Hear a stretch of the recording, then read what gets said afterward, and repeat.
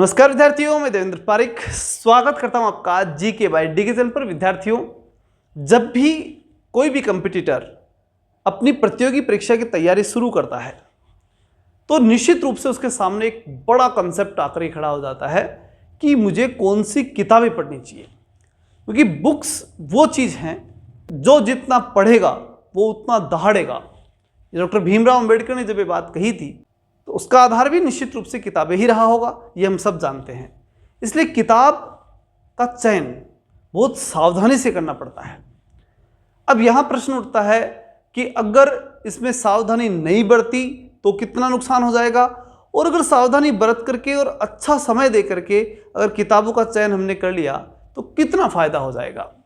तो सीधा सा समझ लो, सफलता और असफलता की जो एक ब्रेकिंग लाइन है वो यही बनती है। अगर आपने इसमें लापरवाही बरती तो निश्चित रूप से आप ज़्यादा नज़दीक असफलता के होंगे, और अगर इसमें आपने सावधानी बरती तो ये भी पक्की बात है कि आप सफलता के ज़्यादा नज़दीक पहुंच जाएंगे। इसका मतलब साफ साफ है, और मेरा कहना भी साफ साफ है कि जब भी आप किताबों का चयन करें तो उसमें पर्याप्त समय दें। किताब के चयन में कमी मत छोड़िए। और वो विद्यार्थी जिनके पास पहले से किताबें हैं तो उनको ये एनालिसिस करना चाहिए कि कौन सी किताबें ऐसी थी जिनको पढ़ने के बाद में मैं बहुत कुछ सीख नहीं पाया और वो मेरा समय बहुत खराब कर रही थी। तो उन किताबों को छांट करके आज ही साइड में रख दो, कोई मतलब नहीं है। वो किताबें तुम्हें बाधा से ज़्यादा कुछ नहीं दे सकती। सबसे इंपॉर्टेंट बात है ये कि अगर कोई किताब या कोई बुक ऐसी है जो आपका समय ज़्यादा खा रही है, आपको नॉलेज कम दे पा रही है, या आपके माइंड को उस लेवल तक का नहीं बना पा रही कि जिसमें वो आपका बनना चाहिए था। कहने का मतलब सीधा सा है कि जो नॉलेज आपको चाहिए था वो नॉलेज आप उन किताबों के माध्यम से नहीं ले पाए और कहीं ना कहीं फंस के रह गए। और उस इतना विशाल जो नॉलेज उस बुक में किसी भी किताब में हो, उस किताब में था और आपको कुछ नहीं आया, तो इसका मतलब समझ लो वो आपके लिए उपयोगी पुस्तक नहीं हो सकती। उपयोगिता का मतलब साफ साफ है कि वो आपको आगे बढ़ाए, आपको कुछ आए। किताब में तो क्या मालूम क्या क्या लिखा है, उसमें तो 1000 प्रकार का नॉलेज लिखा हुआ है। क्योंकि किताब कोई भी कमज़ोर नहीं होती, सब बेस्ट ही होती हैं। नॉलेज खूब होता है, हर किताब में नॉलेज होता है। लेकिन अगर आप उसको नहीं ग्रहण कर पा रहे, उसकी बाधा कारण कोई भी हो सकता है, अगर आप उसे ग्रहण नहीं कर पा रहे तो निश्चित रूप से वो किताब आपके लिए बाधक है, यानी वो आपके काम की नहीं है। आपके काम की नहीं है, वैसे तो काम की होती सारी किताबें, लेकिन वो आपके काम की नहीं है। ये तय कर ले और उनको छटनी अभी से शुरू कर दे। और जो नए विद्यार्थी है उनको तो इस किताबों की शुरुआत जब करनी है तो उस पर काफ़ी रिसर्च करके और उसके बाद में ही शुरुआत करनी है।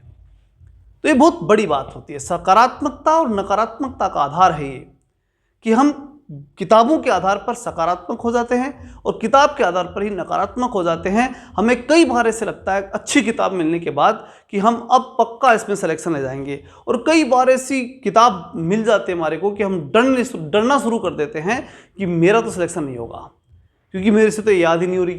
तो इस प्रकार से किताबें व्यक्ति को सकारात्मक नकारात्मक भी कर देती हैं। इसलिए किताब का चयन बहुत ही सावधानी से होना चाहिए। अब प्रश्न उठता है कि वो क्या सावधानियां हों जिनके माध्यम से हम किताबों का चयन कर सकते हैं। तो सबसे पहली सावधानी जो होती है वो ये होती है कि कोई भी किताब हो, उस किताब की प्रामाणिकता पे चाहिए।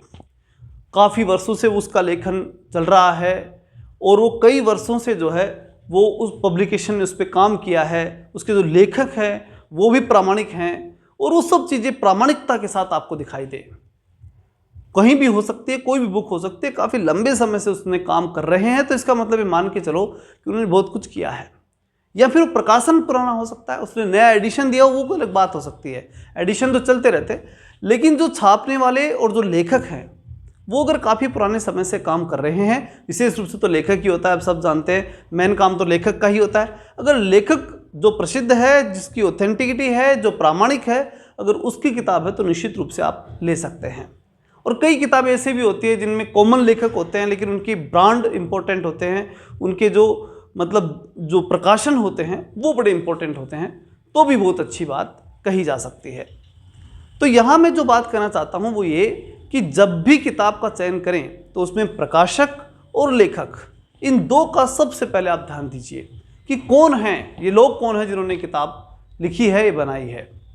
दूसरी बड़ी बात वो आती है कि जिस एग्ज़ाम की आप तैयारी कर रहे हैं उस एग्ज़ाम से रिलेटेड उसमें सिलेबस पूरा पर्याप्त है या नहीं है, उस सिलेबस का जो मैटर है वो उसमें है या नहीं है। और पर्याप्त होना चाहिए। पर्याप्त का मतलब अत्यधिक भी नहीं हो और बहुत कम भी ना हो। अत्यधिक कितना हो जाए कि एक ही टॉपिक के ऊपर पूरा रिसर्च लिख दिया जाए, और कम ये हो सकता है कि आप उसके अंदर पर्याप्तता ही महसूस नहीं करें कि इसमें तो एक पन्ना मतलब कम से कम 5 पन्ने होने चाहिए थे, वहाँ एक पन्ने में सबको समेट दिया। तो वो सब चीज़ें आपको उसके अंदर तुलनात्मकता के माध्यम से और मैटर की जो टॉपिक है मैटर का, उसकी महत्ता के आधार पर आपको खुद को उसका चयन करना पड़ेगा। मतलब सीधा सा है, आपके सिलेबस के अकॉर्डिंग है या नहीं है।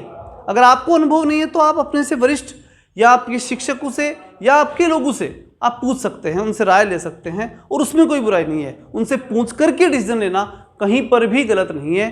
जो भी काम करें दो व्यक्तियों से राय लेकर के करें, समीक्षात्मक रूप से करें, ठीक है।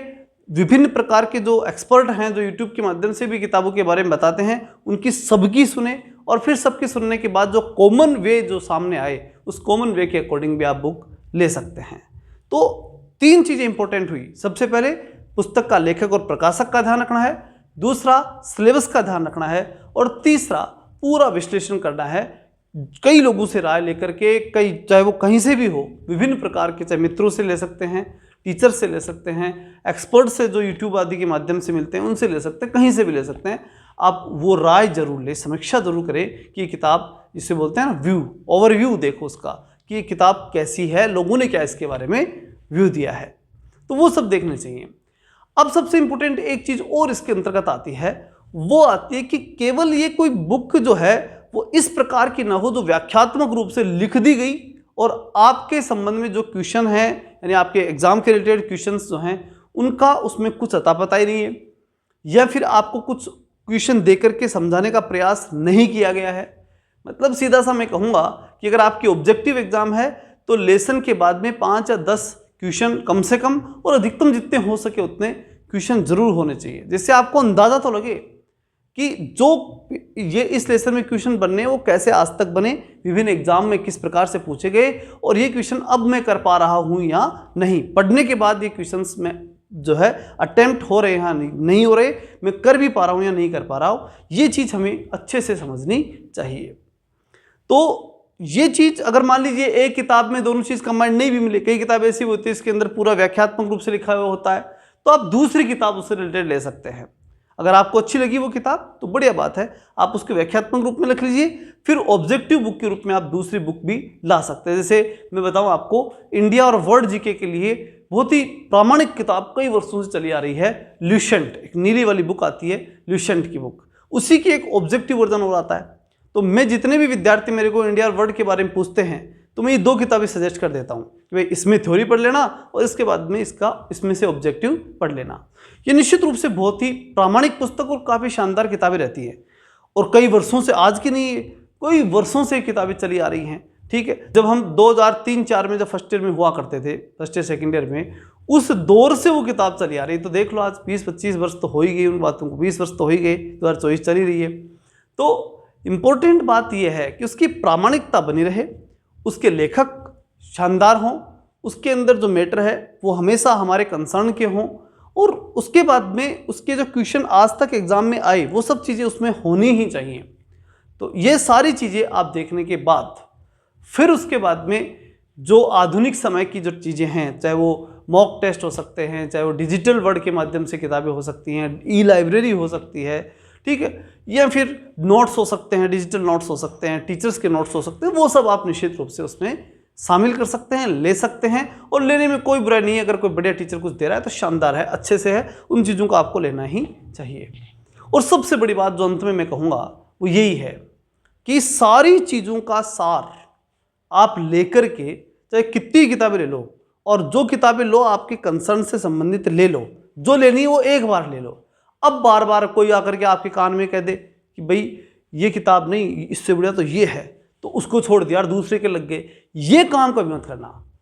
पढ़ने की शुरुआत से पहले तय कर लो कि कौन सी किताबें लेनी है, फिर बीच में ऐसे नहीं बीच में गड़बड़ झाला बिल्कुल नहीं होना चाहिए।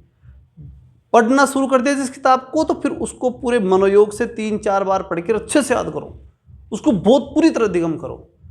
आप उसको जब खरीदो उससे पहले विचार कर लो, उस पर 4 बार कर लो, टाइम लगा दो उसमें 5 के 10 दिन, लेकिन जब ले आए फिर उस पर पूरी तरह समर्पित हो जाओ और उसी को सब कुछ मान लो। फिर ये नहीं कोई आकर के 10 लेसन याद किया आपने, फिर अगर कहा कि नहीं ये किताब किस काम की है, बिल्कुल बकवास किताब है, ये लेके आ, फिर तुम दूसरी लेके आ क्या होगे, फिर उसके 10 लेसन पढ़ोगे, तब तक कोई दूसरा आ जाएगा।